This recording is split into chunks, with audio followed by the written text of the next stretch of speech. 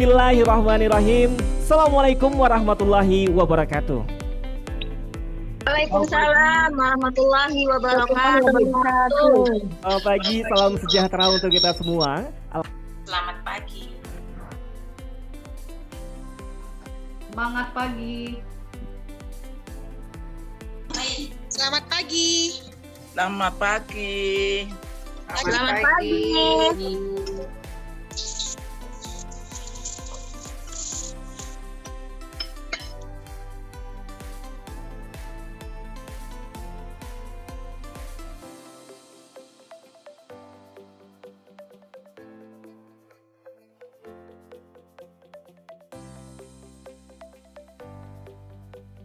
Dan salam senantiasa kita limpahkan dan kita curahkan kepada junjungan kita Nabi besar Muhammad Sallallahu Alaihi Wasallam. Yang terhormat Bunda Hajah Nani Sumarni AMKEP SKM MKes Ketua PCIB Kota Bekasi. Yang kami hormati Bunda Hajah Eva Riantini AMKEP Esos MMKes Ketua PDIB Provinsi Jawa Barat. Dan tentunya yang kami cintai seluruh peserta yang hadir dalam rangkaian webinar kita pada pagi hari ini. Tepuk tangan lagi dong untuk kita semua. Baik teman-teman semuanya, rekan-rekan semuanya, sebelum kita memulai rangkaian acara kita pada pagi hari ini agar berlangsung dengan luar biasa dan diberkahi oleh Allah Subhanahu wa taala, mari sama-sama kita membuka rangkaian acara kita pada pagi hari ini dengan membaca bacaan basmalah. Bismillahirrahmanirrahim. Hari yang berbahagia selanjutnya, mari sama-sama kita menyanyikan lagu Indonesia Raya, Himne IBI, Mars IBI. Untuk itu kepada seluruh peserta kita persilahkan untuk dapat duduk tegak.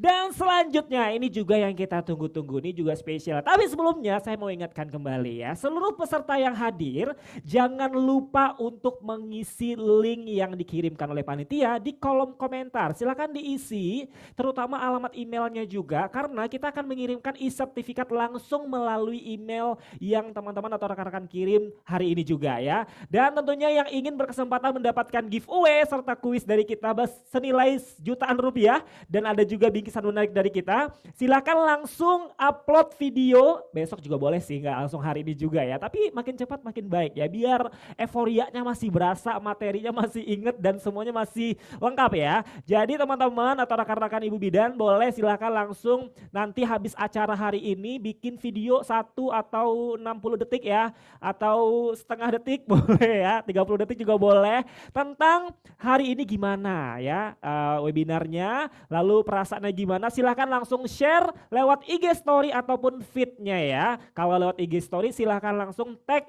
akun Instagramnya laktapro.official. Jadi jangan lupa follow dulu ya. Saya tunggu nih, tadi baru ada 25-an orang yang follow, padahal yang hadir ada 2000-an nih, harusnya banyak followernya ya.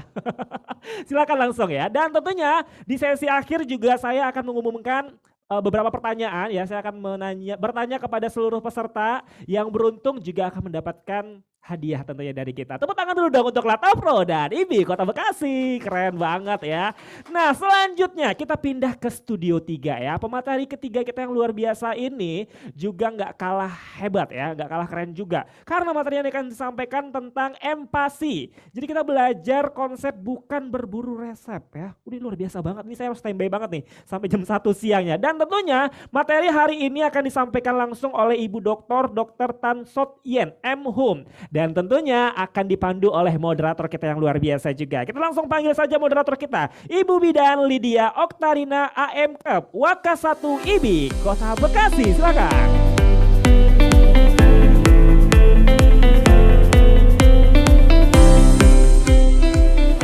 Baik teman-teman, masih semangat pada siang hari ini teman-teman?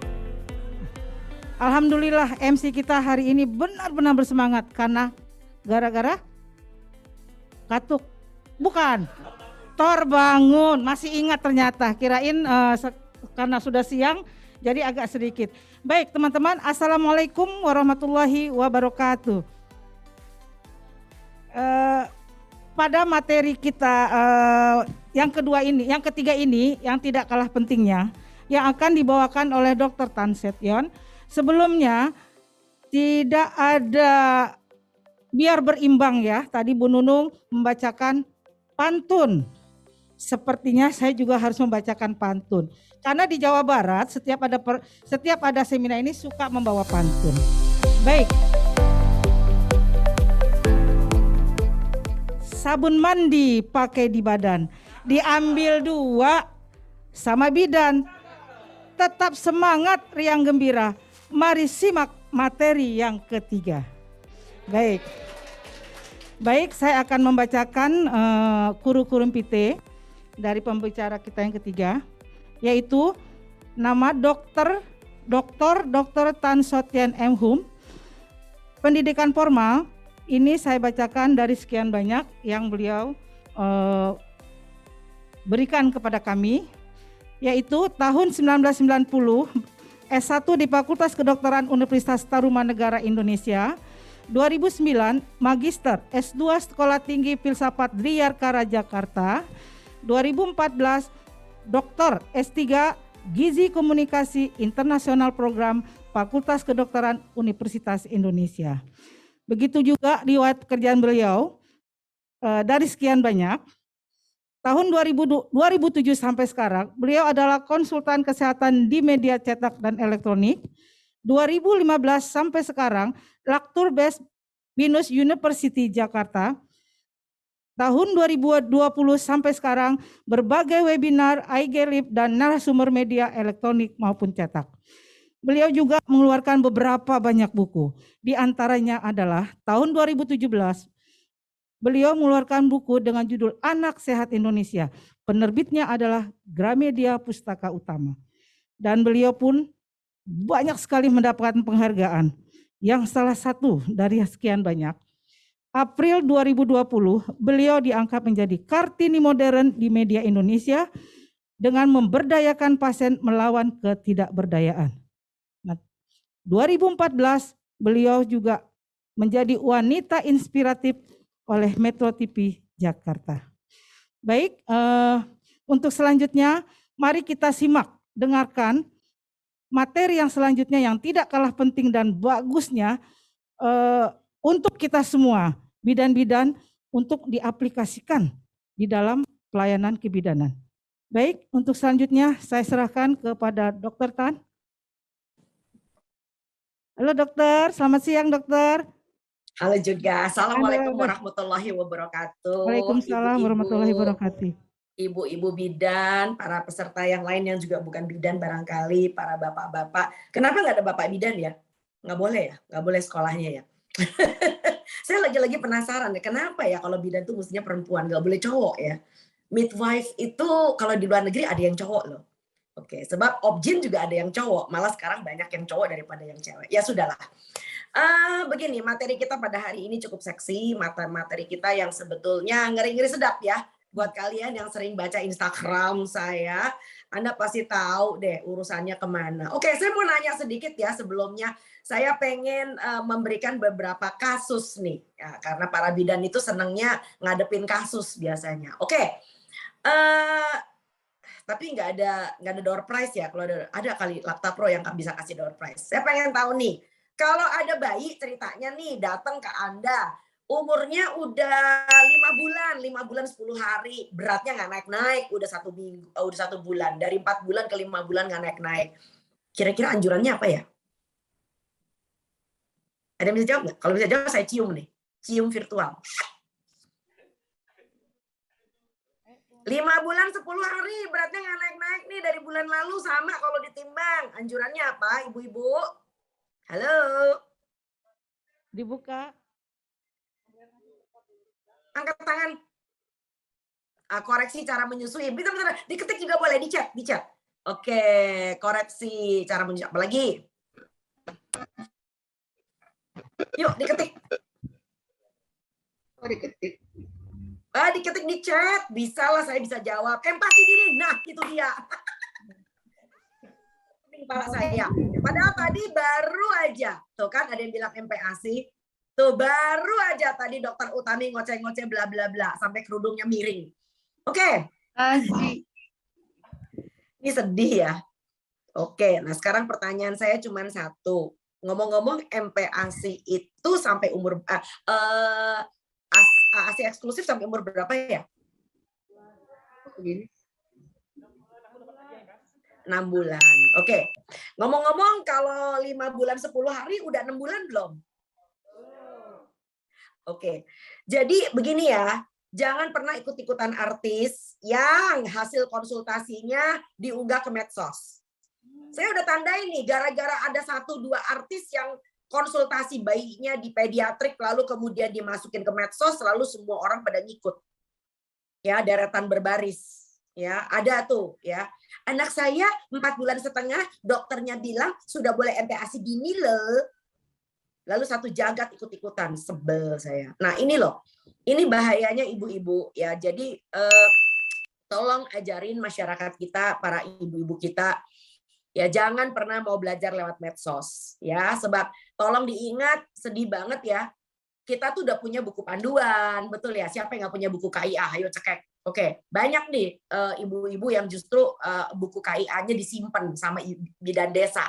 Nah, saya ngomong ini bukan cuma buat Bekasi ya, buat bidan kita yang ada di pelosok. Tujuannya supaya nggak hilang katanya ya kan, tetapi ibunya jadi nggak ngerti. Ya, nah ibunya akhirnya apa? Kalau nggak punya buku panduan, dia belajar lewat medsos. Nah, di Indonesia ini menarik ya. Ini negara yang sudah begitu tidak ada dinding ya. Istilah kita kalau ranah virtual itu siapa juga bisa lihat ya. Nah, apalagi kalau saya nggak punya virtual background. Anda bisa nandain nih, Dokter Tan kayaknya lagi ngoceh-ngoceh di tempat yang sama. Karena jendelanya sama, ditandain. Gordennya sama. Jadi dunia itu tuh hampir udah tidak berdinding. Ya, jadi kalau menurut saya alangkah eloknya kalau kita mulai membatasi mana ranah pribadi, mana ranah privat, dengan mana ranah publik, betul ya? Jadi jangan semua yang kita miliki, semua hasil konsultasi kita, bahkan resep anak dari dokter anak kita semua obral di ranah publik. Supaya seluruh dunia bisa lihat, gua beli apa, gua pakai apa, dan sebagainya. Jadi ini akan menjadi masalah besar di Indonesia. Jadi nomor satu, Bapak Ibu, kita selalu punya yang namanya panduan nasional, namanya buku KIA. Bahkan buku KIA sudah ada edisi terbaru 2021. Halo, siapa yang udah punya nih? Ya, jadi kalau Anda kerja di puskesmas, Anda kerja di rumah bersalin, tolong dong jangan dikasih lagi buku KIA yang 2019. Yang gambar ibu bapaknya tuh pakai batik warna coklat. Ya, jadi berikan yang gambarnya bapak ibunya di depan itu logonya udah pakai batik warna biru. Nah, itu dia ya. Oke, jadi hari ini saya mau mulai dengan beberapa hal yang barangkali Bapak Ibu bisa lihat. Izin share screen ya. Oke, nah ini dia. Kenapa saya mengatakan belajar konsep bukan berburu resep? Nah, sering nggak ibu-ibu lihat bahwa kalau seandainya kita punya klien ya, kita punya pasien ya, anaknya nggak doyan makan segala macam. Tebak, yang dia tanya apa? Resepnya apa sih supaya makannya lahap? Resepnya apa sih? Nah itu dia. Jadi mereka tuh selalu ngejarnya resep, ya. Cara jitu, pil ajaib, tongkat ajaib. Obatnya apa sih biar langsing? Obatnya apa supaya tensinya turun? Bagaimana cara? Nah itu dia. Ya, tetapi orang Indonesia tidak terbiasa dengan kenapa. Betul ya? Ibu bidan ini sebetulnya nakes 1001 jagat ya. Karena apa? Ngurusin kelahiran iya, ya, lalu ngurusin kesehatan anak-anak balita iya, ya kan, kalau anaknya sakit perginya ke bidan, nggak punya uang pergi ke spesialis anak. Ibunya sakit juga tanyanya ke bidan, ya kan, kontrol hamil ke bidan. Jadi bidan itu sebetulnya profesi yang tajir banget ya gitu loh ya. Nanya gizi juga larinya ke bidan. Wow, pokoknya bidan itu punya semuanya. Nah, satu hal itu sebabnya kenapa aku ingin banget berbagi dengan para bidan ini supaya praktek Anda makin tajir. Nah, karena apa? Karena bidannya ini bisa memberikan pembekalan ilmu. Nah, yang repot kalau kita cuma berbagi resep. Ya, resep anak supaya begini, ibunya supaya begitu dan sebagainya. Maka saya selalu akan mengajarkan ketimbang menanya bagaimana caranya, yuk kita bicara tentang kenapa. Nah, ada yang bisa kasih daftar nggak? Kira-kira kenapa MPASI gagal ya pada awalnya? Ya, banyak yang mengatakan, nah ini lucu nih, mama-mama kita nih ya, umur 5 bulan suka nanya sama saya, Bu dokter kalau saya lagi makan, bayi saya udah minta-minta. Kesian kalau nggak dikasih, itu mulutnya udah ngecap-ngecap tuh. Anda jawabnya apa, Bu? Kasian tuh anaknya udah ngecap-ngecap. Semua pengen dimasukin tuh, pengen makanan bapaknya, ya makanan kakaknya selalu direbut. Anda jawabnya apa, Bu? Anaknya udah 5 bulan setengah. Nah, naik deh. 5 bulan 2 minggu. Jawabnya apa? Salah satu perkembangan bayi. Apa? Belum cukup bulan. Tapi anaknya tuh udah bisa duduk loh. Kepalanya udah tegak loh. Mulutnya udah ngecap-ngecap. Jangan makan depan anaknya. Susah, rumahnya sempit. Masa makan di depan gang? Edukasi.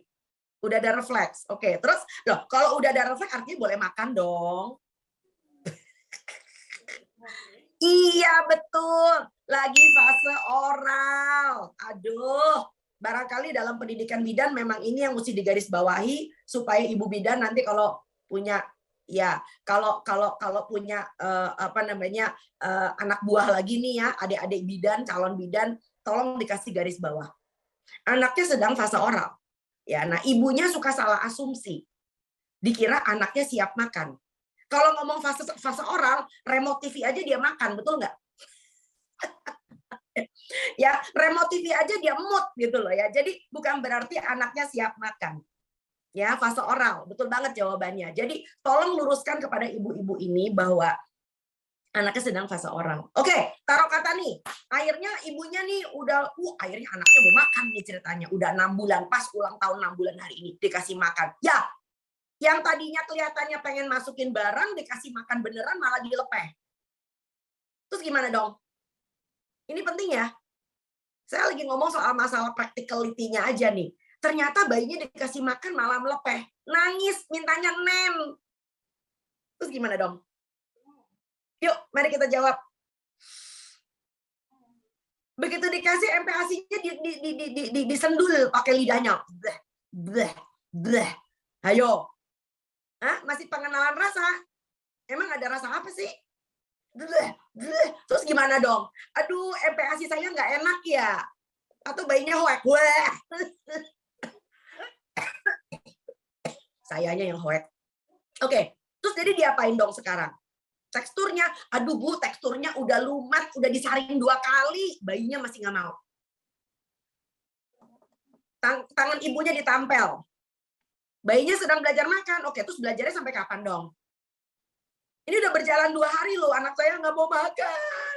Setiap hari dicoba, udah nggak mau makan. Ini mertua saya udah ribut nih. Mertua saya bilang katanya udah asinya basi, makanannya nggak enak. Ini mantu goblok. Oke, mertua saya bilang, udah beli aja kemasan fortifikasi. Gimana?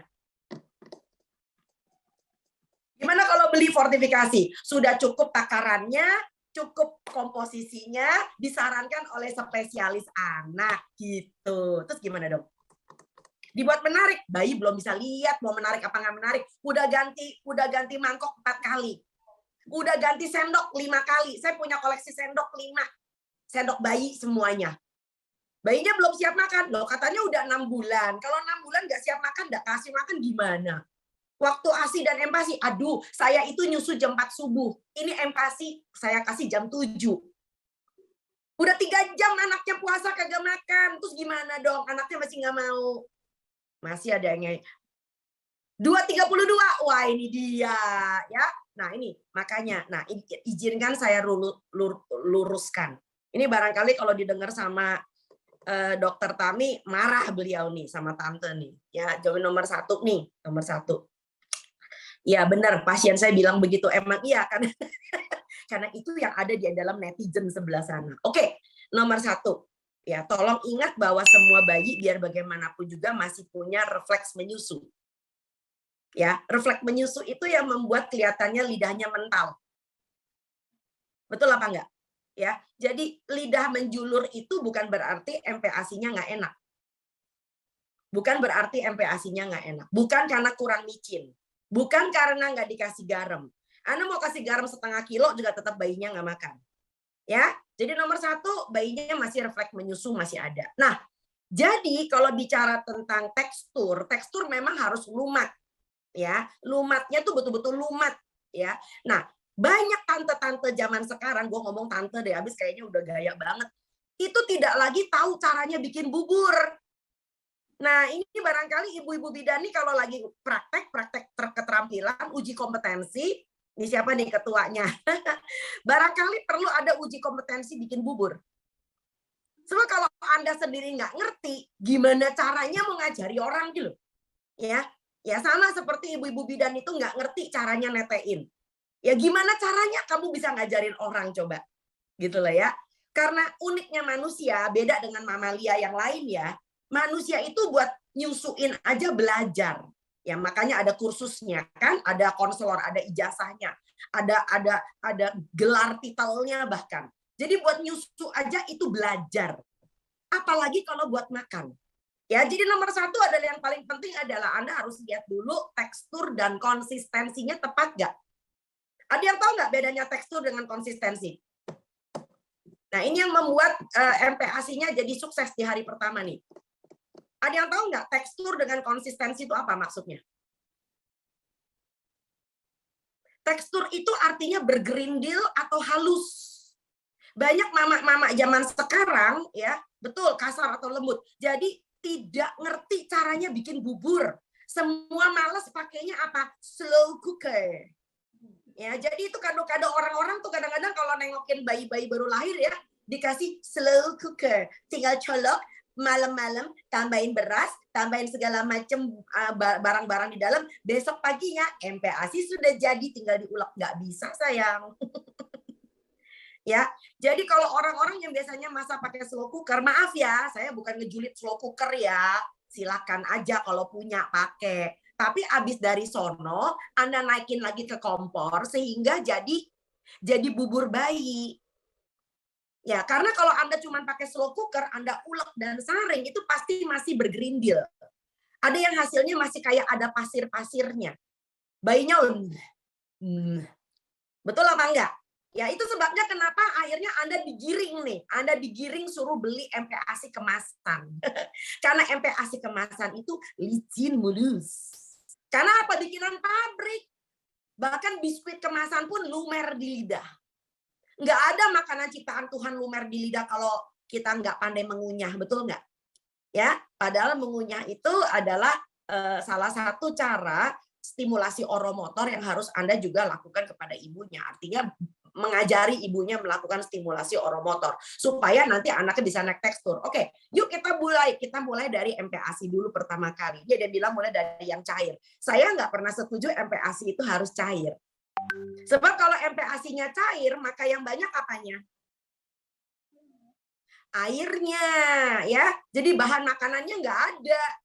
Gitu loh ya. Sama-sama Anda bikin MPASI misalnya 50 mili. 50 kalau encer dengan 50 kalau kental, itu lebih banyak mana yang ada airnya? Yang encer. Jadi anaknya cuma minum air, makanya nggak gede-gede.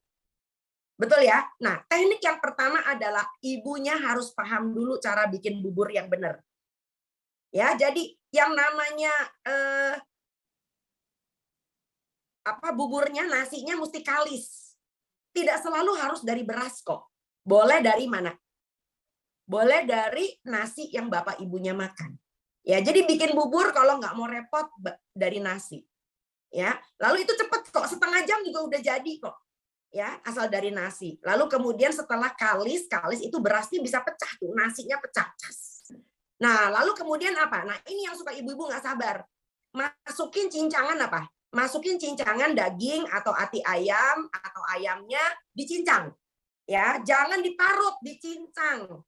Cincangnya halus, lalu masak sampai lumat dan lunak. Banyak orang tua nggak sabar. Ya, ini generasi gaspol nih. Mana Dokter Utami nih? Dokter Utami, banyak anak muda zaman sekarang jadi ibu, ini generasi gaspol. Gaspol itu pengen cepet-cepetan, gitu loh ya. Padahal kita ini sekarang udah nyaman banget ya. Ya, kalau dibilang nggak punya waktu tuh bohong banget. Kalau dibilang nggak punya waktu, yang lebih nggak punya waktu nenek kita. Nenek kita itu kalau lagi masak nggak bisa nyuci, betul nggak? Masak ya masak, nyuci ya nyuci, betul nggak? Apalagi kalau pergi kirim duit ke bank karena mantunya minta. Sekarang tiga-tiganya bisa dilakukan bersamaan, betul nggak? Sambil masak, mesin cucinya nyala, kirim duit pakai mobile banking. Jadi nggak ada alasan seorang ibu nggak bisa bikin bubur.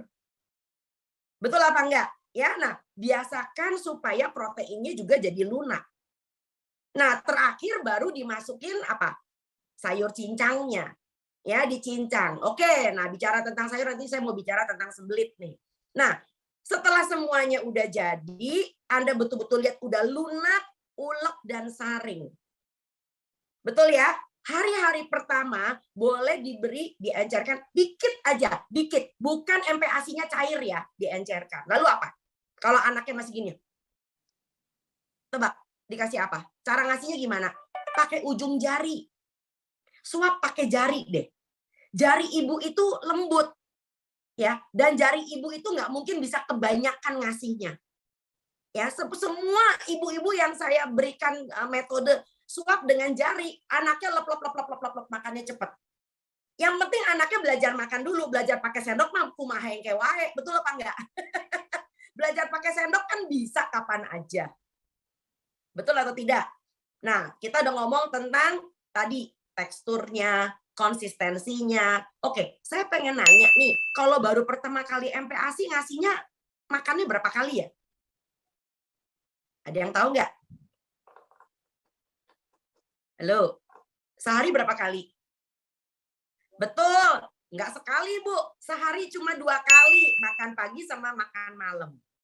Di antaranya buah. Nah, ini bicara tentang buah nih, malah petaka besar nih. Banyak yang mengatakan buahnya skip aja. Ini nyebelin ya, ini nyebelin. Ya, buah itu kaya dengan vitamin C dan vitamin A.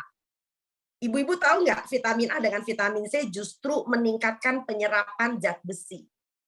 Nah, ya. Jadi itu sebabnya kenapa buah tetap harus. Oke, kita bicara buah ya.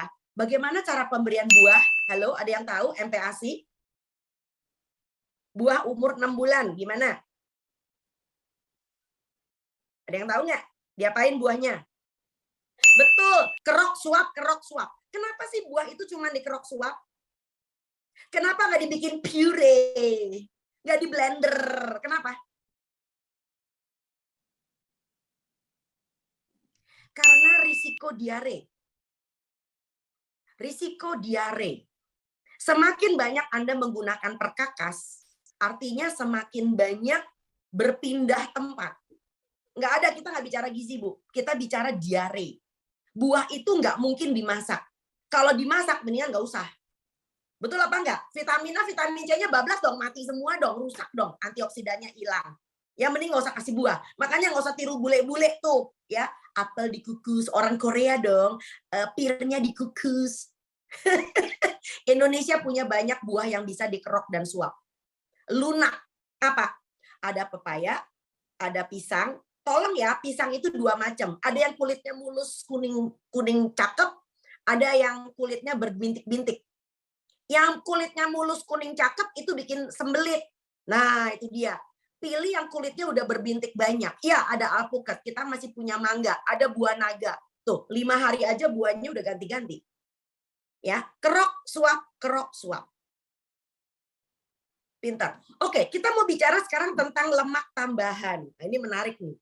Ya, sebetulnya, nah ini nanti yang mesti ngomong barangkali dari orang IDAI kali ya.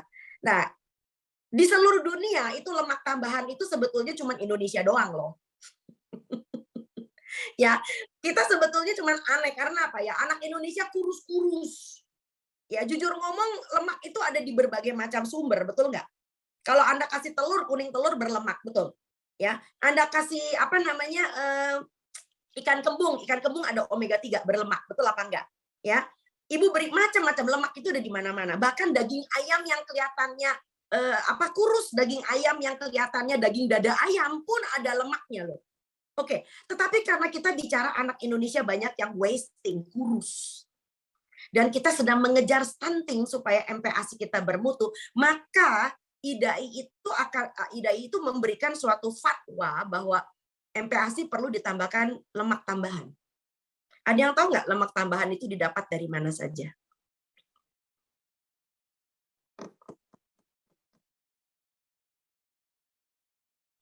Kalau Anda baca di buku KIA, nah ini dia. Kalau Anda baca di buku KIA, yang paling sering muncul adalah santan.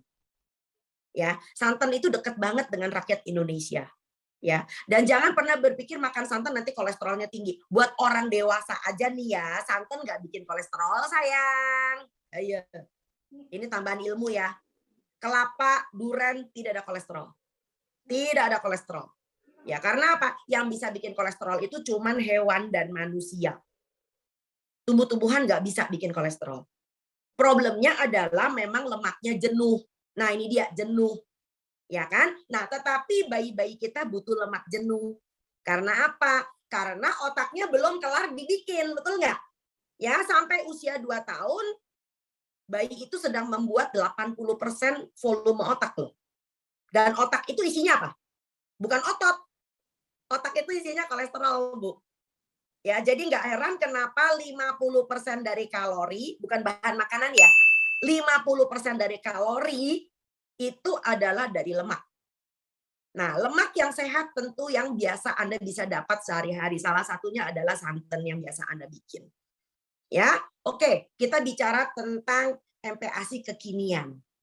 Pakai extra virgin olive oil, unsalted butter, pakai keju.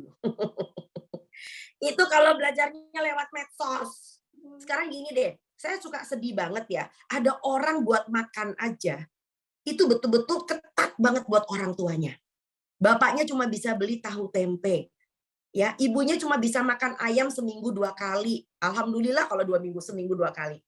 Masa bayinya mesti dikasih unsalted butter, extra virgin olive oil, pakai keju. Kan nggak normal kan ya? Ada nggak di buku KIA? Nggak ada. So, banyak sekali lemak yang bisa Anda pakai sebetulnya. Nomor 1 adalah saya udah bilang tadi santan. Nomor 2 minyak kelapa. Nomor 3 apa? Yaitu tadi minyak ayam. Ya udah jangan ngejulit. Jangan mengatakan loh dok, brutu itu kan tempat. Masya Allah ya Robi. Bukan brutunya dimakan, bukan tunggirnya. Lagian kalau ngomong soal tunggir ya, tunggir itu beda dengan itu loh, anus. Nggak sama. Tunggir itu adalah tulang ekor. Nyambung ya? Kita aja punya ya tulang ekor ya. Tulang ekor sama anus beda kan? Oke. Nah, kabar baiknya di ayam-ayam yang gemuk semok itu, di sebelah tunggir itu ada banyak sekali gaji. Itu gajinya perongkolan itu. Di kulit juga banyak. Di ati amplak juga banyak. Ambilin gajinya, bukan makan tunggirnya sayang. Oke, ambil gajinya sangrai. Ya, sangrai. Pakai api kecil, jangan gaspol lagi pakai api gede, api kecil. Nanti keluar tuh minyak. Begitu keluar minyak, tampung di gelas atau tampung di botol kaca, bukan di plastik. Hati-hati, jangan pakai wadah plastik. Kenapa? Minyak bereaksi dengan plastik. Hati-hati ya. Ini kebiasaan orang Indonesia dikit-dikit plastik. Nah, lalu kemudian setelah dingin, masukin kulkas. Tahan 1 bulan loh. Dan Anda nggak usah beli minyak. Minyak lagi mahal. Ya, jadi bayinya itu makan halal dan toiban. Betul apa enggak? Bayinya aja bisa halal dan toiban, ya kan? Setiap kali makan colek. Karena kalau masuk kulkas pasti jadi kayak mentega. Jadi memadat. Karena apa? Itu lemak jenuh.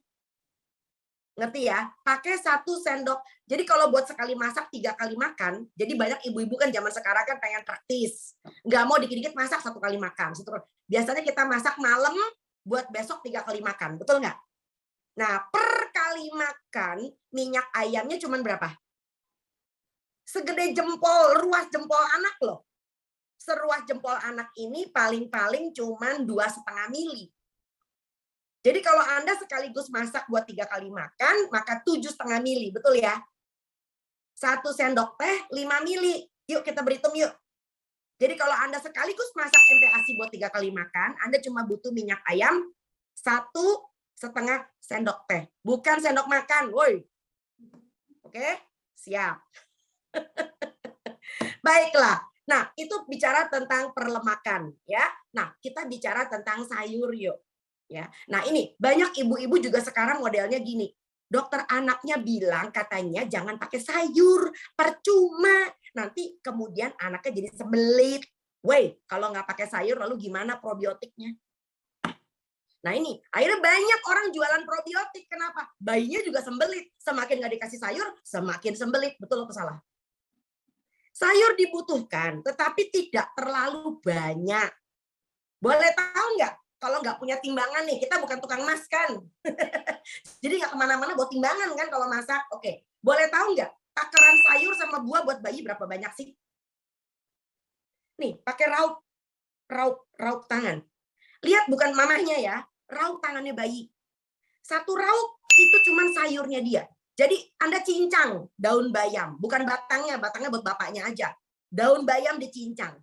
Kuntum brokoli dicincang, kuntum kembang kol, ada lagi yang namanya labu siem, labu parang. Satu raup anaknya. Ini nggak banyak loh. 1 raup per kali makan. Begitu dengan buahnya juga 1 raup. Ya, jadi, nah ini dia. Banyak bayi senang makan buah, tapi nggak mau makan MPASI. Nah, ini jebakan Batman nih. Kenapa buah itu memang nyaman ya? Rasanya dingin, teksturnya nyaman. Banyak bayi kalau makan buah, hop, hop, hop, hop, hop. Tapi begitu dikasih bubur, bingkem. Hati-hati, airnya apa? Bayinya nggak gede-gede nanti. Karena buah itu kalorinya kecil, betul nggak? Ya, dan bayinya itu butuh apa? Protein, ada protein hewan, tentu saja. Butuh karbo, butuh lemak, ya kan? Nah, di dalam buah kan nggak cukup. Nah, jadi buahnya cukup 1 raup saja. 1 hari cukup sekali. Sampai situ nyambung ya? Oke, cakep. Nah, pertanyaan saya, kapan sih naik tekstur?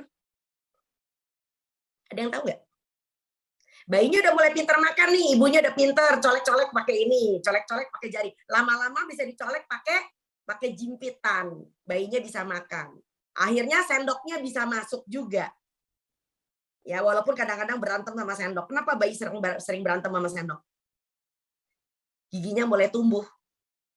Oke, pertanyaan saya, kapan naik tekstur? 9 bulan. Apakah lalu naiknya mendadak? Jadi 8 bulan masih ulak saring, tiba-tiba 9 bulan kasar gitu. Cara bertahapnya gimana? Nah, ajaran medsos mulai keluar nih. Ajaran medsos mulai keluar nih, sebel banget. Bu, oke, caranya demikian ya. Jadi 6 bulan kan masih lumat ya. Masih lumat banget ulek saring. Akhir bulan ke-7, anaknya udah minta naik kelas loh. Udah minta naik kelas, ibunya siap gak? Nah, banyak orang seneng ya kalau kasih MPASI itu ya, anaknya apa? Mangap, suap, telen. Mangap, suap, telen. Kejem loh maknya. Ya Anda paling seneng tuh punya anak mangap, suap, telen. Kalau anak pinter, biasanya dia nggak mau begitu. Begitu masuk 7 bulan, dia mulai. Lalu mulai apa? Mulai jalan-jalan. Ya, dia udah nggak mau betah di pangku, nggak mau betah di kursi. Ya, maunya berdiri-berdiri, baru dikasih 3 suap, udah lewat kiri. Sama kan kayak anak nyusu. Anak pinter kalau netein usia 4 bulan, ya, itu udah mulai terdistraksi kan? Bapaknya pulang, ayah pulang. Copot dari tetek emaknya. Pak RT datang, ya, mau menyampaikan ini apa namanya fogging demam berdarah, kasih selebaran. Assalamualaikum, Pak RT datang. Dikit-dikit pedot. Nah, itu yang membuat kenapa menyusunya tidak optimal. Nah, sekarang juga sama, begitu anaknya mulai makan, umur 7 bulan, dia udah nggak betah lagi. Udah maunya keluar deh. Ya, nah itu saat ketika akhirnya jebakan Batman muncul. Apa jebakan Batman-nya bulan ke-7? Ibunya mulai ngajak anaknya jalan-jalan digendong. Makan, lihat ayam, lihat kodok, lihat tetangga. Astagfirullahaladzim, nauzubillah min dzalik. Cuma Indonesia loh, anak makan itu dikiderin, keluyuran. Sampai ke tetangga juga tahu, tetangga tahu anaknya dikasih makan apa. Ya, dibawa ke warung, diajak keliling gang. Masya Allah, jangan dong.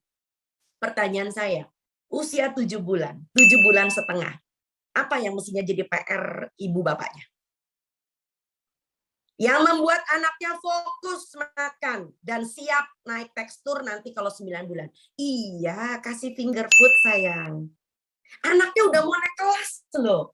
Ya, jadi barangkali anaknya mesti fokus nih. Mesti fokus ya di mejanya dia itu ada 1-2 iris wortel kukus, labu siam kukus, ya dia udah mulai nih yang tadinya cuma mangap dia udah nggak mau, dia mulai pegang. Nah ini bukan BLW, so bukan baby led weaning, ngaco. Tujuan ini adalah melatih dia mengunyah, nyambung ya. Nah pertanyaan saya, dok. Tapi gara-gara dikasih finger food, anak saya udah nggak mau disuapin lagi.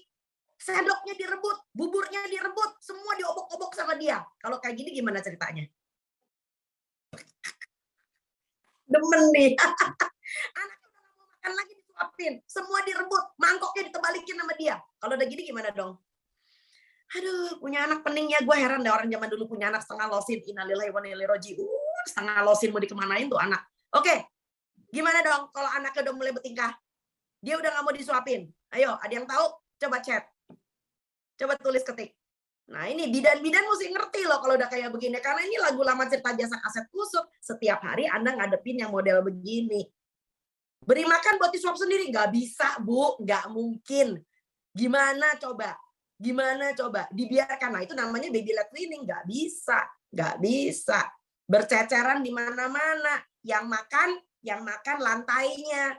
Betul apa enggak? Ya, buburnya ditebalikin semua. Nah, Bu. Oke, dengerin baik-baik. Menjelang 7-8 bulan, bayinya udah nggak mau lagi bubur becek. Ini triknya.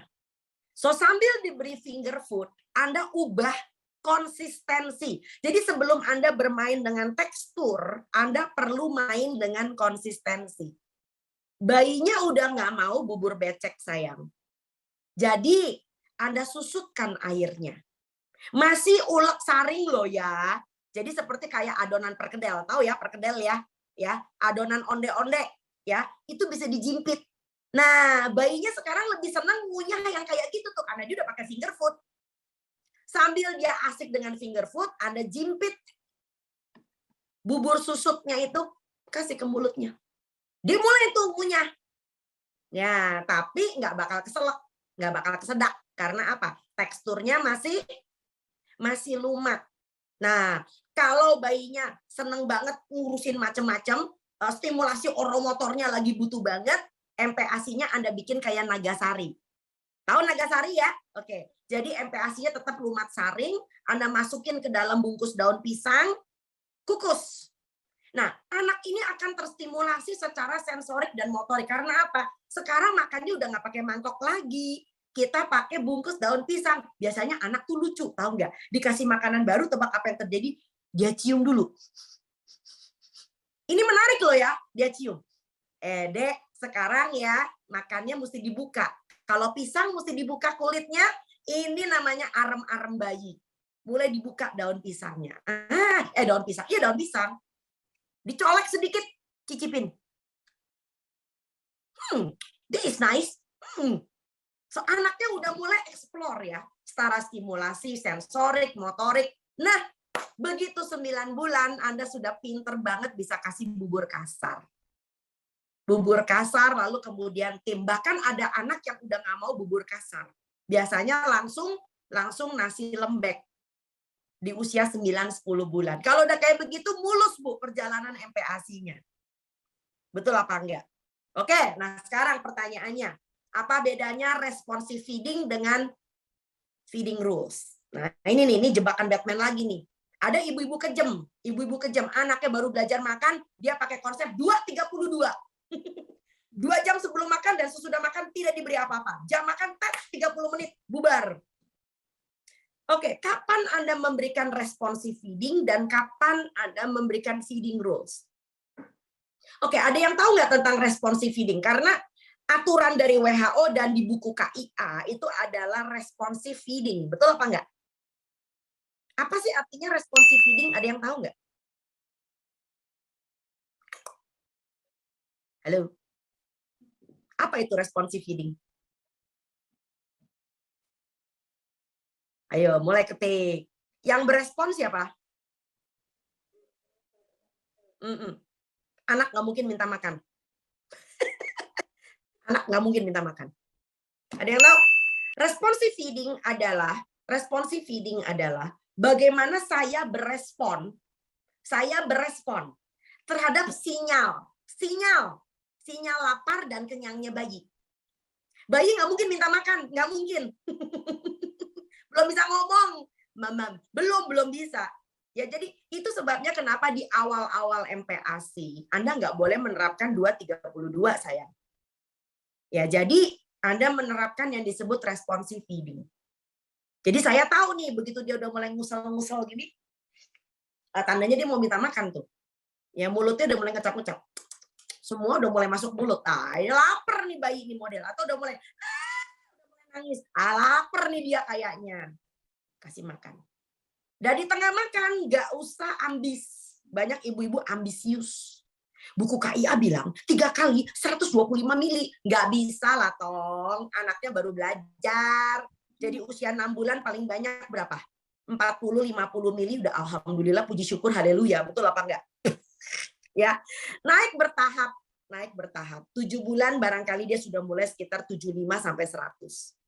Insya Allah nanti 8 bulan dia bisa 125 mili. Oke ya? Saya seringkali tidak mau menggunakan kata sendok. Banyak ibu-ibu nanya berapa sendok makan. Kenapa? Sendok makan saya dengan sendok makanmu beda. Gitu loh ya. Saya biasanya menggunakan gelas ukur. Nggak usah beli yang mahal, beli yang T-Rex lagi. Nggak usah. Coba gunakan gelas air mineral kemasan. Maaf dok, apakah ada materi yang akan di-share dok? Ada. Nanti saya mau ngobrol dulu. Nanti kalau materi mah gampang. Ya, baik dok. Terima kasih dokter. Cakep. Oke. Jadi gelas air mineral kemasan itu 220 mili, betul nggak? Ya. Jadi 125 mili kurang lebih ya setengahnya. Nah, itu adalah takaran dari umur 6 sampai 8 bulan. Naiknya bertahap. Begitu 9 bulan sampai umur setahun, 3 kali 250 mili. Betul apa enggak? Oke, pertanyaannya, kapan dong saya menerapkan feeding rules yang 2-32 itu? Ada yang tahu nggak? Tujuannya feeding rules itu apa sih? Semua bayi apakah perlu pakai feeding rules? Tidak. Tidak. Feeding rules itu hanya diterapkan bagi anak yang belum bisa menemukan dia lapar atau kenyang. Nah, ini biasanya yang anak-anak yang dikit-dikit nen, dikit-dikit nen. Nah, hati-hati ya. Jadi pada anak yang sudah mulai agak besar, dia udah mulai bete dengan makan, itu sengaja dia nggak mau ngabisin makanannya. Nah, lalu kemudian yang dia minta apa? Nyusu. Akibatnya dia berpikir, nggak usah makan, nggak apa-apa. Dapat susu ini kok. Nah, dikit-dikit nyusu atau pakai dan sebagainya. Nah, bagi anak yang bisa kelar ngabisin makanannya, langsung menyusu netek sama ibunya, it's okay. So, jangan dipuasain anaknya, kasihan, woi. Ya, beda dengan anak sufor. Nah, anak sufor itu susu formula kalsiumnya tinggi, Bu. Jadi harus diberi jarak berapa? 2 jam. Karena kalsium itu menghambat penyerapan zat besi. Tapi kalau anak nenen, kapanpun itu haknya dia. Nggak boleh dijedain. Nah, yang repot kalau anaknya nggak bisa ngabisin makanan. Kalau anak nggak bisa ngabisin makanan, dikit-dikit nen. Nah, ini ibunya mulai pinter-pinter. Ada apa? Ya, nomor 1, sebelum menerapkan feeding rules, Anda harus cari penyebabnya. Kenapa anaknya GTM? Nah, anak GTM kerap kali yang pertama adalah karena di tumbuh gigi. Kedua, ada sariawan. Ketiga, ada infeksi jamur mulut. Ya, jadi jangan kejam sama anak ya. Jadi kita lihat dulu, kalau dia kelihatannya semuanya oke, nggak ada apa-apa, cuman dia nggak bisa aja membedakan mana lapar, mana kenyang, baru Anda bisa menerapkan 2-32. Ya, jadi tolong diingat nggak semua anak lo ya. Dan anak sakit tidak boleh diterapkan 2-32. Ya, 30 artinya makan tidak lebih dari 30 menit. Habis nggak habis berhenti. Emang kenapa sih kalau 30 menit? Sebab di atas 30 menit mulai KDRT, Bu. Ibunya kesel, bayinya bete. Lalu mulai teriak-teriak ya, kalau nggak bayinya teriak, ibunya yang teriak. Ya. Jadi biasanya kita memang memberi makan anak tidak lebih dari 30 menit. Sampai situ nyambung ya? Oke, cakep Rancak Bana. Mari kita masuk kepada konten. Kalau udah kayak begini, makanya saya bisa nerangin. Sip. Apakah bisa dibaca, Ibu Lydia? Ibu moderator? Bisa dong, jelas banget tuh. Siap. Nah, itu yang saya udah bilang tadi ya, kalau anak punya bayi GTM, jangan dikit-dikit ya udah anaknya nggak mau makan sufor deh. Ya, anaknya nggak mau makan, ntar dulu. Barangkali MPASI-nya nggak enak, kasih MPASI kemasan. Yuk, nggak boleh males jadi nakes. Anda harus cek dulu, anaknya punya masalah fisik nggak? Anaknya tumbuh gigi, sariawan, lidah berjamur. Nah, ini dia anemia, Bu. Saya itu kalau di puskesmas, saya bakal bikin aturan deh. Semua anak yang punya rewel makan, mari kita cek anemia atau tidak. Karena apa? Anemia dan satu lagi nih, TBC sama infeksi saluran kemih. Itu ya biang kerok anak tidak punya nafsu makan yang baik. Ya, jadi cek dulu. Ya, anaknya batuk pilek nggak bisa makan. Ya kan, kenapa? Nafasnya aja pakai mulut, betul nggak? Bayangin kalau anak hidungnya tersumbat, banyak reak, anak kan nggak bisa kuacu, nggak bisa begitu kan? So, anaknya nggak bisa keluarin dahak, nggak bisa keluarin ingus ya. Barangkali anaknya perlu dinebu ya, Bu. Diberi pengencer dahak dulu ya, dan sebagainya. Nah, kalau ini semua clear, masalah fisik tidak ada, yuk baru kita lihat masalah perilaku. Nah, perilaku apa? Barangkali anaknya juga butuh apa? Butuh motivasi. Nah, sebentar, saya mau balik lagi. Berapa banyak anak-anak Indonesia itu makannya sendirian? Sendirian itu artinya cuma disuapin aja. Nah, ini dia. Ya, anak perlu makan bersama dengan orang tua. Jadi dia ngelihat ayahnya makan, ibunya makan. Bu, pernah tahu nggak? Anak itu udah bosan jadi anak. Anak itu selalu pengen kayak papahnya. Anak itu pengen kayak uminya. Ya, ingat nggak zaman kita kecil dulu ya?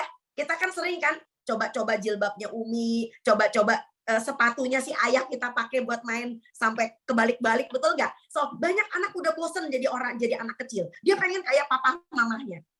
Nah, bayangin kalau bapak ibunya tidak duduk bersama memberikan contoh makan. So, anaknya niru siapa? Gitu loh ya. Anaknya bikin pakem sendiri. Nah, banyak anak-anak itu umur 10 bulan itu udah pinter makan paha ayam. Hai, hai. Karena dia sering lihat bapaknya makan ayam pop. Gitu loh ya. Karena dia sering lihat ayahnya makan buah. Gitu loh. Tetapi kalau anaknya cuma makan sendirian, dia bakal bikin pakemnya sendiri loh. Ngeri. Itu sebabnya kenapa ada anak-anak kalau makannya ngeriung itu jejeran sama anak yang lain ya. Dia makannya cepet banget. Hap, hap, hap, hap. Kenapa? Ada temennya. Ih, seru. Nah, kesalahan orang tua mulai ngebandingin. Nah, kalau makan bareng-bareng nggak boleh dibandingin. Tuh. Kakak Ino makannya pinter tuh. Kamu mesti kayak dia. Jangan pernah ngebandingin anak. Pamali. Haram hukumnya. Ya, jadi banyak sekali juga anak yang jadi minder karena dia sering dibandingin sama temennya. Nggak boleh.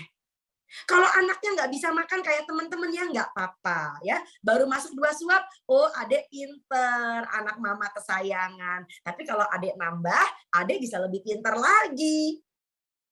Ya, itu pinter loh ya. Jadi nggak boleh kita bandingin sama anak orang lain. Itu pamali. Hukum haram yang paling besar. Yuk kita terusin. Nah, mari kita lihat. Nah, ini dia bubur jalanan. Ya, saya selalu bikin screenshot begini ya. Ya, jadi ngeri banget kalau anak-anak itu diberi bubur yang dibeli di pinggir jalan. Ya, apalagi kalau sekarang makannya pakai plastik. Nih, Bapak Ibu pernah lihat nggak? Ada anak yang kalau makan susah, pakai sendok nggak mau, itu biasanya MPASI dimasukin ke dalam plastik kiloan, ujungnya digunting. Jadi kayak Anda mau bikin squid di atasnya kue tart tuh loh. Itu sering loh sekarang. Jadi pakai squid gitu ya, anaknya gitu kan, pakai ujungnya itu. Itu haram nomor 1 ya. Haram nomor 1. Karena apa? Itu bukan plastik food grade, sayang. Itu bukan plastik untuk food grade. Apalagi BPA free. Boro-boro. Anak kamu dari kecil udah makan mikroplastik. Dan ujungnya itu kan masuk mulutnya anak ya. Kebayang nggak kalau serpihannya ketelen? Ya. Kebayang nggak serpihannya ketelen? Ya, so jangan menggunakan teknik-teknik ajaib yang kelihatannya cerdas tapi enggak. Cerdas tapi enggak, tapi membahayakan anaknya. Ya. Jadi ini penting banget. Jadi itu gunanya kenapa Anda perlu bikin MPASI sendiri, belajar jadi orang tua, ya. Berikutnya, menjalani terapi zat besi. Ya, lalu apa namanya? Anaknya untuk mencegah stunting. Gampang. Prinsipnya adalah anak nggak boleh sakit. Kalau anak nggak sakit, makannya sesuai dengan kebutuhan menurut porsi usia, pasti tinggi badan dan berat badannya akan naik. Nah ini dia.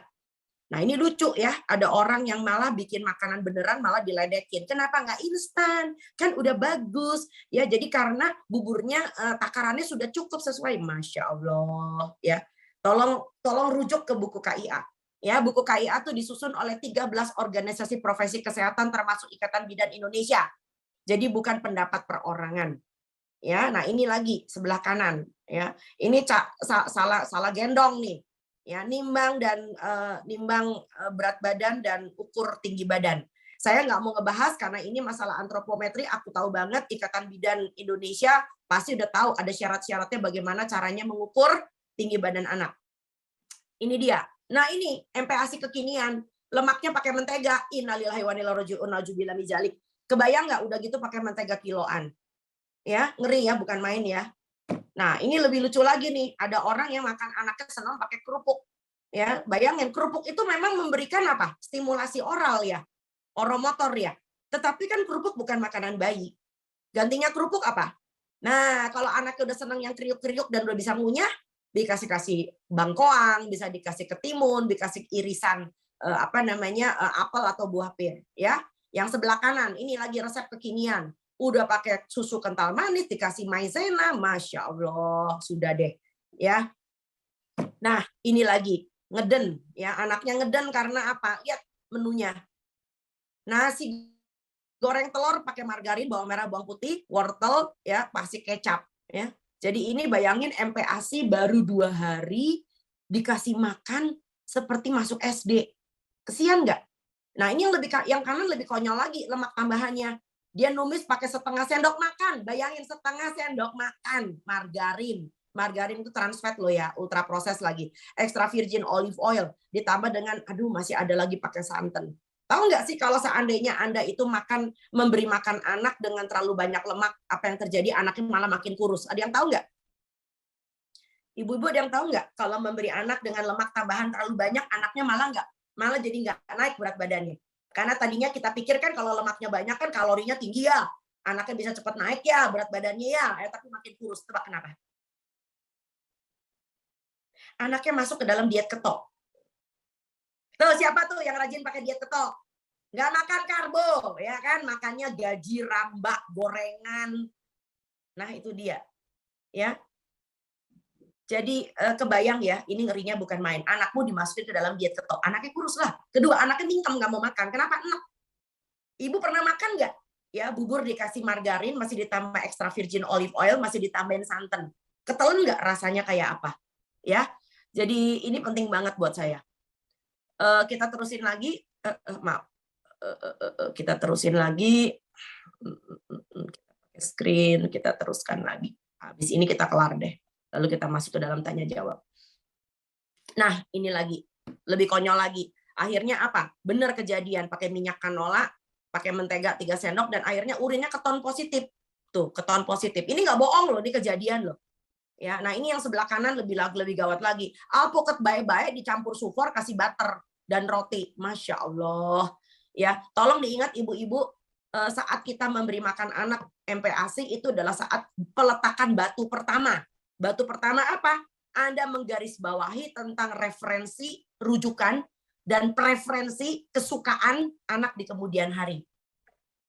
Nah, ini kenapa butuh MPASI? Ibu-ibu pasti sudah tahu, saya nggak mau tambahkan karena zat besi bayi di usia 6 bulan itu udah anjlok banget ya. MPASI seperti apa? Ini saya lewat saja ya, dan tolong diingat makanan pendamping ASI bukan pengganti ASI. Nah, sekali lagi MPASI salah atau tidak, maka Anda bisa lihat apakah secara lokal yang dipakai di MPASI itu ada. Ya, kalau Anda melihat bahwa di dunia di Indonesia di pelosok Maluku tidak ada minyak zaitun, ya jangan pakai minyak zaitun, ya kan? Atau kita di Banten misalkan, di Banten itu nggak ada keju ya. Ya ada sih keju di minimarket, tapi itu keju bohong lah kebanyakan ya, keju proses. Ya udah nggak usah, apalagi keju urusannya nanti kalau intoleransi laktosa anaknya mencret bubar jalan. Ya jadi barangkali seringkali yang disalah-salahkan MPASI rumahan, dibilangin bikin anak mencret itu bukan karena mama ibunya jorok, ya karena campuran di dalam MPASI-nya ngaco. Ya kan, ini penting banget. Nah, ini yang tadi saya udah bilang, teksturnya, umurnya, variasinya, jumlahnya, frekuensinya, dan kebersihannya. Dan MPASI itu paling gampang itu diambil dari menu keluarga. Ya, jadi sisihkan dulu sebelum dikasih garam, dikasih lada dan sebagainya. Ya kan? Nah, yang berikutnya adalah ini adalah beberapa contoh ya MPASI keluarga yang bisa Anda bikin. Ya, jadi kalau bapak ibunya lagi bikin sup kacang merah, ya udah anaknya kan bisa dikasih kacang merah. Ya, bapak ibunya lagi bikin ayam bakar bumbu rujak pakai sayur asem. Nah, ati ayamnya bisa buat anaknya, labu siemnya buat anaknya juga, ya kan? Ini gampang. Nah, ini yang saya bilang tadi bahwa 55% dari kebutuhan kalori ya, ini kalori ya, bukan bahan makanan, itu bayi itu berasal dari lemak. Orang dewasa justru dari karbo karena kita kerja. Lemak jenuh saya udah bilang tadi, ini adalah ini yang saya bilang tadi sumber lemak yang sehat. Ya, sebetulnya di dalam misalnya daging bebek ya, itu banyak banget tuh lemaknya. Bahkan di dalam kemiri kalau Anda bikin soto ya, bikin kuah pakai kemiri itu ada banget ya. Nah, ini juga zat besi ya, tidak selalu harus pakai daging sapi. Bahkan ati ayam itu 7 kali lebih banyak daripada daging sapi ya, sumber zat besinya. Ya, Masya Allah, anak saya itu dari pertama kali makan ati ayam loh, Bu. Sekarang anaknya udah jadi dokter tuh. Si Tante Utami pasti tahu, Dokter Utami tahu ya, dan dia nggak rewel tuh, nggak makan ati itu udah gedenya, insya Allah ya nggak makan ati. Jadi dari kecil memang dia makan ati ayam maksudnya. Nah justru yang harus Anda hindari adalah ini. Ini adalah mata kuliah saya yang paling saya sukai karena ini membuat Anda insya Allah sampai hari tua itu nggak jadi penyakitan. Bayangin kalau dari kecil isinya cuman makanan produk ultra proses, ya kan? Bahkan saya nggak mau bilang makanan, saya bilang produk, ya kan? Karena apa ya, di alam nggak ada gitu loh, ya. Nah, ini klasifikasi produk pangan, ini adalah masih makanan yang sehat, sumber bahan pangan, Indonesia kaya banget. Jadi jangan jadi orang asing di tanah air sendiri. Ya, grup kedua adalah yang kita masih bikin, ya, gula aren, ya, lalu kemudian minyak kelapa. Ya, nah yang ketiga ini adalah pangan yang sudah diproses. Ya, jadi kalau misalnya ibu buka kaleng, tapi masih kelihatan tuh dalamnya ada sarden, ya kan? Daging diasinkan, tetapi itu bukan makanan yang sehat tentu saja. Ya, dan ini yang paling kita takutin. Ini yang paling kita takutin, ya. Jadi grup ultra proses ini yang akan berisiko menggeser kelompok pangan yang lain. Masa kadaluarsanya panjang, diproduksi besar-besaran, ngambil untung, dipromosikan bahkan nakes. Jangan sampai bidan-bidan kita menjadi perpanjangan tangan dari mereka punya target market. Ya, nah problemnya ada di mana ibu-ibu? Karena produk seperti ini membuat anak Anda menjadi beli lagi dan makan lagi. Jadi cukongnya makin kaya, kitanya kaya penyakit. Ya, karena memang tujuannya adalah untuk menciptakan kecanduan. Nggak ada orang kecanduan terong kan? Karena Allah menciptakan terong buat kebutuhan. Ya, tapi kalau cukong bikin makanan kemasan buat bikin kecanduan. Ya, nah kalau ditanya apakah MPASI komersial dijamin aman, itu buat saya kocaknya bukan main. Di negara yang sudah lebih dulu menerapkan MPASI kemasan, yaitu Amerika Serikat. Nah ini BPOM-nya itu kan rajin kerja ya. BPOM mereka tuh menemukan 95% itu di makanan kemasan itu justru mengandung logam toksik ya, logam berat ya. Akhirnya orang-orang bule-bule sana balik lagi tuh. Makanannya jadi makanan sehat. Anaknya dikasih ketimun, dikasih pisang ya, dan itu dipakai buat menjadi finger food. Ya. Nah, bicara tentang pas gizinya, Anda bisa baca ya. Kalau anaknya masih di bawah 9 bulan, 8 bulan, itu kelihatannya 92% tercukupi. Tapi begitu anaknya sudah mulai harus belajar mengunyah, maka kecukupannya cuma 36% loh. Ya, itu sebabnya kenapa banyak ibu-ibu yang kalau udah keenakan terlena dengan MPASI fortifikasi, giliran anaknya mesti ngunyah, dia nangis-nangis sama saya. Bu dokter, anak saya kalau makan dilepek. Bu dokter, anak saya nggak mau ngunyah, maunya pakai kuah. Tahu nggak kuahnya buat apa? Kuahnya dipakai buat dorong telen, Bu. Anaknya nggak mau ngunyah nasi, ya dorong telen. Jadi anaknya nggak mau ngunyah. Dan kalau anak Anda sudah 1 tahun, maka MPASI fortifikasi cuma memenuhi 12% saja kebutuhan gizinya. Ya, dan penelitian udah banyak banget di luar negeri sana tentang produk-produk ultra proses yang berhubungan dengan makanan bayi dan yang mempunyai efek di kemudian hari. Jadi jangan sampai kita nanti yang harus berhadapan dengan Allah dan kita harus membayar karma karena kita mengajarkan yang salah. Ya, Dr. Philip Baker dari Australia mengatakan bahwa tidak ada validasi, ya, tidak ada yang membenarkan bahwa yang disebut dengan MPASI komersial disebut persis dan nutrisinya sudah terukur dengan baik. Tidak. Karena yang kamu kasih itu cuman seperti apa yang tertulis di labelnya. Sedangkan kalau anaknya makan mangga, maka itu nggak cuman vitamin A. Anak kalau makan mangga, dia dapat fruktosa, dapat serat tidak larut dan larut, dapat magnesium, dapat zinc, bahkan dapat macam-macam vitamin C dan semua antioksidan yang hebat di dalam mangga. Tetapi kalau Anda makan kemasan, ya udah lu terima-terima aja dapatnya seperti apa yang ditulis, ya. Dan Dr. Philip Baker bahkan mengatakan bahwa makanan-makanan kemasan itu adalah inferior malahan karena secara nutrition itu makanan kelompok ultra proses, ya. Dan ini di Eropa justru makanan-makanan seperti ini sudah mulai diawasin karena justru menyebabkan obesitas karena terjadi kecanduan. Begitu pula di Brazil, kita sudah punya penelitiannya.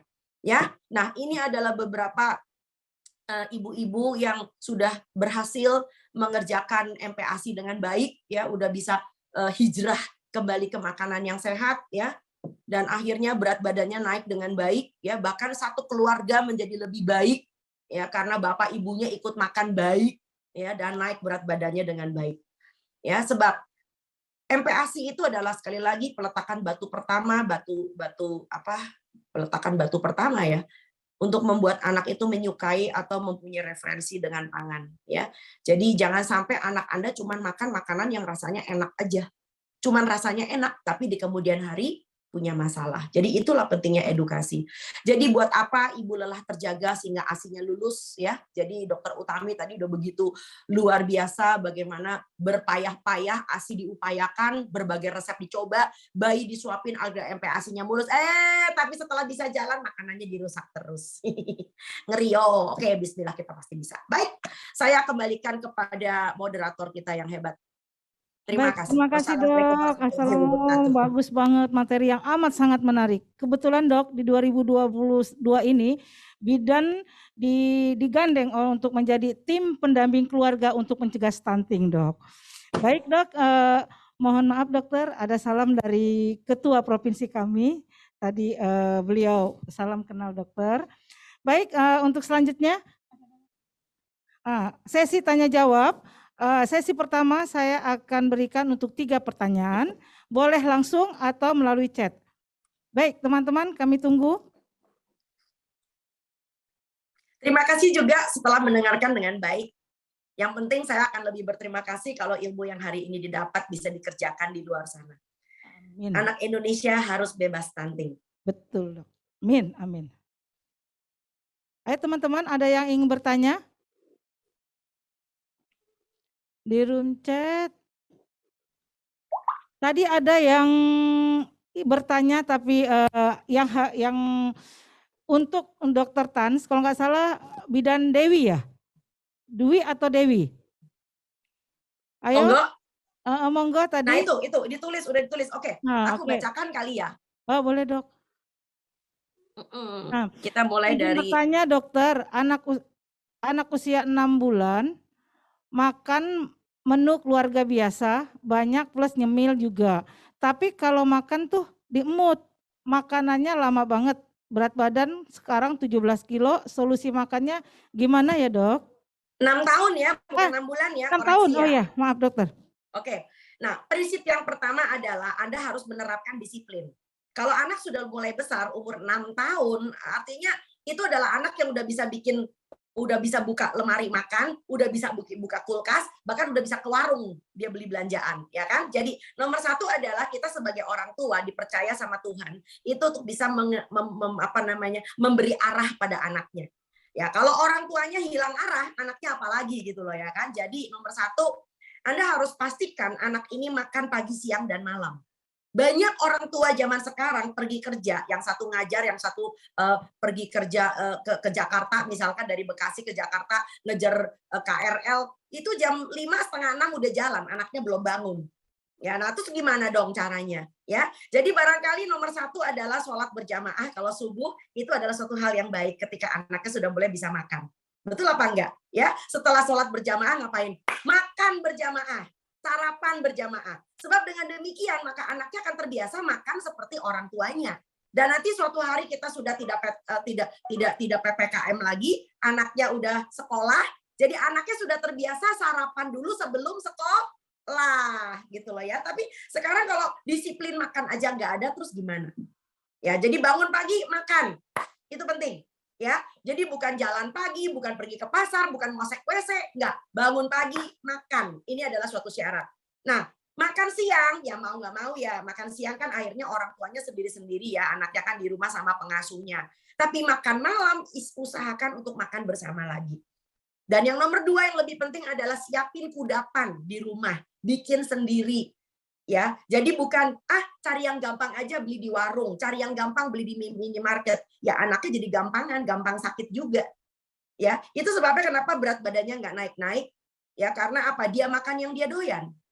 Badannya butuh? Enggak. Orang pinter, dia makan yang dia butuh. Doyan kan bisa disetel. Betul apa enggak? Ya. So, sekali lagi jangan bicara anaknya dulu, kita bicara orang tuanya. Sebab anak itu cuma peniru kok, ya. Oke, kita teruskan dengan pertanyaan berikutnya. Ya, Dok. Saya mau bacain dulu barangkali Bu Moderator dari atas. Ya. Ini banyak banget dari atas. Mari kita lihat satu-satu. Oke, ini sudah mulai ada yang bertanya. Ini Dok, dari Eka ya Dok? Eka ya? Ya. Boleh, apa? Oke, anaknya 15 bulan ya? Ya, berat badannya hanya 8 kilo. Tapi nggak suka makan nasi dan sayuran, tapi cuma makan buah dan roti aja. Nah itu dia. Ya, nah sekarang prinsipnya adalah anaknya udah 1,5 tahun kan kurang lebih ya. Bagaimana caranya supaya anaknya bisa doyan makanan keluarga? Yang pertama Anda lihat dulu kesulitannya di mana. Nah kerap kali problem anak nggak bisa makan itu karena dia tumbuh gigi. Gigi itu tumbuh dari umur 6 bulan sampai 18 bulan loh ya. Nah jadi ini umur-umur kritis ketika geraham mulai keluar. Kalau gerahamnya keluar itu kerap kali makan nasi itu nyelip. Makan daging nyelip.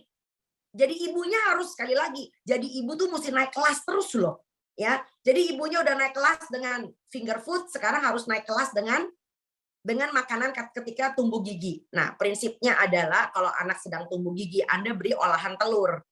Ya, bikin muffin telur, bikin sup telur, itu enaknya bukan main. Nggak pakai dikunyah juga itu ditelan masih bisa. Betul apa enggak? Ya.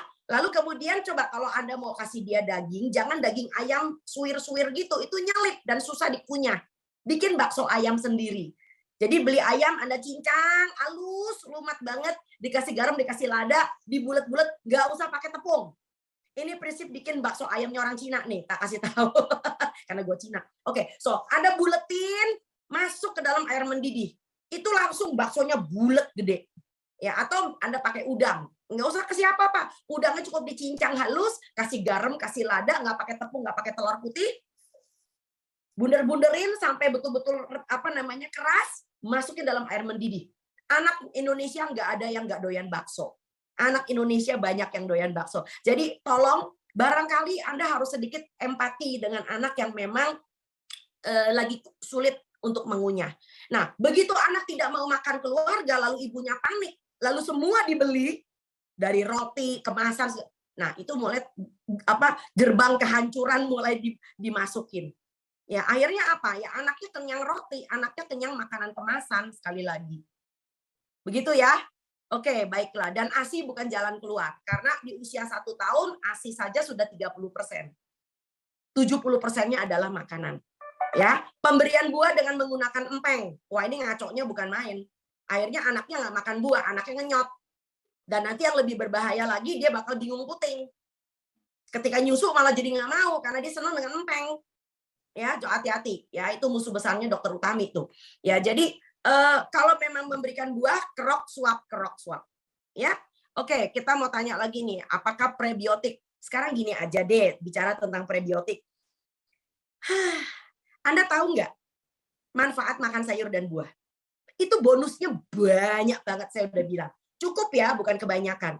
Sebab begitu Anda berikan anaknya sayur dan buah, maka semua serat yang tidak larut itu akan masuk ke dalam usus besar. Dan itu adalah prebiotik yang akan menghidupkan probiotik di dalam usus. Jadi Anda dapat bonus kalau makan anaknya diberi makan sayur dan buah. Ya, jadi kebayang nggak kalau anak orang miskin, bapaknya tukang jual koran, sekarang koran udah nggak laku kan? Orang kebanyakan baca berita digital. Lalu kemudian anaknya harus beli prebiotik. Masya Allah. Cuman gara-gara nggak bisa berak. Kan ngeri ya? Ya, so jangan menyalahgunakan tablet. Ya, oke, ini lagi anak 6 tahun udah dibaca. Ya, anak 23 bulan, BB-nya 8 kilo, tetapi aktif dan pinter. Oke, pinter itu patokannya apa? Ini penting ya. Jadi jangan sampai Anda misalnya ada orang yang denial, anak saya nggak stunting kok, walaupun pendek ya, kalau menurut grafik tumbuh kembang tinggi badan di garis hitam misalnya ya, di usia 2 tahun, lalu mengatakan, tapi anak saya pintar, disuruh-suruh apa nurut? Iya kalau disuruh apa, tapi kan kita nggak mau gedenya anaknya jadi pesuruh kan? Nah, karena ujian pintar itu bukan sekedar menurut kata orang tua. Ya, jadi anaknya belum pernah dites IQ, anaknya belum pernah dites secara psikolog ya. Jadi jangan pernah mengatakan bahwa anak pintar itu cuma buat ngademin rasa. So, kadang-kadang kalau kita punya problem, kita punya masalah, kita harus berani berhadapan dengan fakta. Ini penting banget. Oke. Anak 15 bulan udah saya jawab ya. Pemberian makan 30 menit, kalau makannya belum maksimal gimana? Ya, hentikan aja dulu. Ya, karena barangkali dia punya masalah. Ya, karena bisa juga 30 menit itu Anda mesti lihat anak ini kenapa ya nggak mau makan. So 30 menit bukan cuma 30 menit berarti bye, bukan begitu. Ya, evaluasi dong kenapa. Oh, ternyata barangkali teksturnya terlalu bergerindil. Oh, anak saya kembung, 3 hari belum berak. Nah, jadi beresin kembungnya, bikin supaya anaknya berak. Nanti anaknya bisa mau makan lagi. Atau terlalu banyak distraksi. Lagi makan, neneknya ngajak ngobrol. Ini nenek mertua segala macam memang udah pusing. Bukan yang ngejulit, tetapi ya itu kejadian gitu loh ya. Nggak mau makan karena ternyata tadi pagi udah dikasih biskuit sama kakeknya. Ya, itu dia. Ya, jadi beri batasan kewenangan pengasuhan anak. Ini penting. Jadi jangan sampai anaknya nggak mau makan hanya karena ada orang lain yang campur tangan. Ya, bagaimana anak 5 tahun dan pilih-pilih makan. Nah, pilih-pilih makan itu nggak apa-apa. Nggak semua orang suka dengan makanan yang tertentu kan. Nah, barangkali bicarakan dengan anaknya. Kalau saya akan menggunakan buku gambar. Buku gambar isinya menu, isinya makanan, lalu tanya, Dek, lagi pengen makan apa, Dek? Mau makan telur, makan ikan, makan udang, makan ayam. Pertama lu kayak restoran aja gitu, kayak restoran dulu gitu loh. Terus dia bilang, Mama lagi pengen makan udang. Oke, tapi udah ya, udangnya bukan udang saus tiram ya. Gimana kalau kita bikin pepes udang? Ya, jadi yang penting anak itu bisa diajak bicara kok, Bu. Ya, lalu tidak suka buah yang lain, nggak apa-apa. Nah, kerap kali anak menjadi tidak suka, kadang-kadang gegarannya kita juga. Kenapa? Dijejelin. So, anak yang sebetulnya lagi ancang-ancang nih ya, banyak anak sebetulnya lagi ancang-ancang. Dia lagi mikir dulu, lagi memproses di kepalanya. Tapi ibunya suka nggak sabaran, dijejelin, anaknya malah makin mental. Betulan mental. Bukan mental ya, mental. Ya, betul-betul dia nggak mau. Ya, saya masih ingat cerita ayah saya. Ayah saya almarhum. Beliau paling benci mencium bau duren. Tahu nggak karena apa? Karena waktu dia kecil, neneknya suka nyosor-nyosorin duren. Katanya supaya suka. Sejak itu dia bikin sumpah palapa. Gua nggak sekali-kalinya gua makan duren. Tuh kan, gara-gara maknya juga. Oke, ada bidan Ain. Halo ya. Sering ketemu anaknya dikasih nasi sejak mulai MPASI tapi nggak mau makan bubur sampai 2 tahun. Makannya biskuit sama, ya udah kita nggak sebut merek ya. Ada solusi nggak? Ya sekarang balik-balik orang tuanya. Oh, solusinya adalah orang tuanya makan apa? Ya, kalau misalnya orang tuanya, mamanya beli cilok, bapaknya beli toge goreng, ya sudah anaknya nggak makan. Ya, pada prinsipnya punya anak itu anugerah. Karena apa? Justru pola makan kita jadi lebih baik karena adanya anak. Ya, so supaya insya Allah anaknya besar, kita masih bisa mendampingi sampai pelaminan. Betul apa enggak? Ya, sayang dong kalau orang tuanya anaknya baru umur 13 tahun. Bapak ibunya obatnya 1 kresek. Ada obat kolesterol, obat darah tinggi, obat diabetes. Karena apa? Ketika anaknya bayi, orang tuanya makannya ngaco. Ya, jangan dong. Ya, nah ini lagi ada yang ingin memberikan pasien anaknya dikasih kopi, Masya Allah. Ya, kopi Bu, kopi adalah stimulan. Jadi irama jantung anak bisa berubah. Hati-hati ya. So kopi bukan obat anti kejang loh. So Anda akan bicara tentang irama jantung. Banyak orang dewasa aja kalau minum kopi jantungnya gimana? Berdebar kan? Anda jadi agak sedikit hiper kan? Ya, anak jadi nggak bisa fokus. Malah nggak bisa fokus loh. Ya, udah tidurnya sulit, gampang berdebar jantungnya, punya risiko. Udah deh, saya nggak berani ngomong, takut dosa. Apakah anak perlu dikasih obat cacing? Ya, tergantung situasi. Ya, anak yang tinggal di apartemen, maaf ya, anak yang tinggal di apartemen pakai AC, ya barangkali enggak ya. Tapi kalau anaknya senang main di kebun, sering ikut bapaknya ke ladang, ya perlu pakai obat cacing. Maaf, ya, ke warung jalannya nyeker. Dok, ya, waktu sudah. Iya memang, aduh, padahal waktunya banyak banget tadi gue dikebukin ya. Aduh, cek. Closing statement dokter sebelum. Closing statement, Masya Allah. Baiklah, closing statement saya cuma satu. Indonesia adalah bangsa besar. Kita ibaratnya seperti kayak Australia bercampur dengan Jepang. Karena apa? Karena kita kaya dengan segala macam hasil bumi. Ya, kalau Australia bisa kasih stiker di semua sayur dan buahnya Australian owned, kenapa anak kita makan kemasan? Ya, Jepang itu kaya dengan ikan, Indonesia lebih kaya. Ikan kerapu terbaik ada di tanah air kita. Ya, jadi saya cuma punya konsep, tinggalkan kemasan, tingkatkan kupasan. Berlaku untuk anak Anda. Selamat siang. Wassalamualaikum warahmatullahi wabarakatuh. Termotivasi dari pengalaman beliau, alhamdulillah kedua anak beliau tumbuh menjadi anak yang sehat dan cerdas. Syukur alhamdulillah, dan dengan perjuangan yang luar biasa, the power of mom ya, yaitu pengalaman yang tidak pernah terlupakan adalah memberikan ASI eksklusif pada kedua anaknya. ASI adalah asupan gizi terbaik agar anak tumbuh menjadi anak yang sehat dan cerdas. Komitmen Lata Pro adalah membantu para pejuang ASI untuk menjadi teman terbaik ibu menyusui sebagai produk ASI booster atau pelancar ASI dengan kandungan daun katuk dan daun torbangun, menjadikan pelancar ASI double booster, double benefit. Dan teman-teman bisa kunjungi website kami ya, Lata Pro, di www.latapro.id dan langsung follow IG atau Instagramnya dengan @latapro.official. Nah, untuk para bidan atau rekan-rekan tercinta, segera hubungin Lata Pro untuk paket kerja sama dengan benefit jutaan rupiah dan tentunya produk ASI booster dengan kualitas terbaik. Dan langsung saja kita undang bersama kita Bunda Lata Pro, Ibu Nuryanti Karnadi, dan akan diserahkan kepada Bunda Hajah Nani, Ketua PCIB Kota Bekasi. Silakan.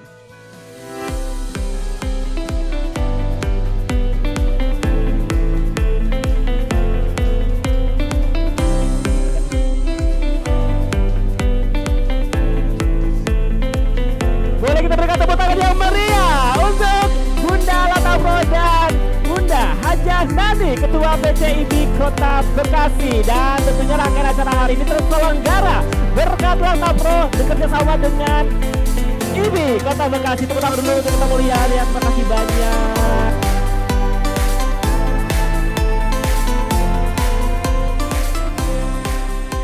Oke, kita berikan tepuk tangan yang meriah dong untuk Bunda Lata Pro ya. Keren banget ya. Tentunya acara hari ini langsung diselenggarakan oleh Lata Pro dan bekerja sama dengan IBI Kota Bekasi. Nah, spesial banget untuk teman-teman semuanya. Baik.